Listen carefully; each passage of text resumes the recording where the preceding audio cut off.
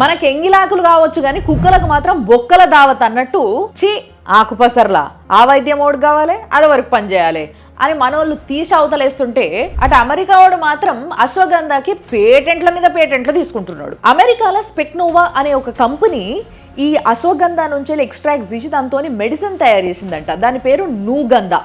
దానిపైన పేటెంట్స్ తీసుకుంది.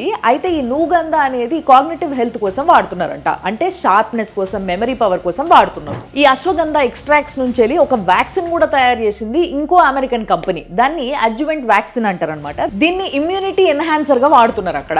ఇది తయారు చేయడానికి US department of science and technology వాళ్ళే స్పాన్సర్షిప్ ఇచ్చారు. KSM 66 ఇది high quality ashwagandha route extract అనమాట.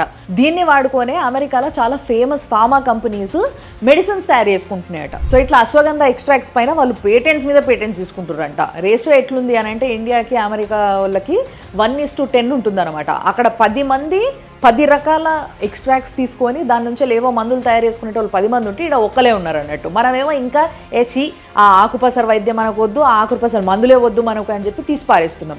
కానీ ఇదే అశ్వగంధ ఆడిపోయి వాళ్ళు దానిపైన బాగా స్టడీ చేసి ఆ పసర్లతోని రకరకాల మందులు తయారు చేసుకొని బాగా పనిచేస్తుంది అనగానే ఆడికి లీడికి రాగానే ఆ మందుకి డబుల్ త్రిబుల్ రేట్లు పెట్టి మనకే అమ్ముతారు. ఇండియన్ ఇన్స్టిట్యూట్ ఆఫ్ ఆయుర్వేద వాళ్ళ సపోర్ట్ తీసుకొని జపాన్ వాళ్ళు కూడా చాలా రకరకాల మందులు తయారు చేసుకుంటున్నారట.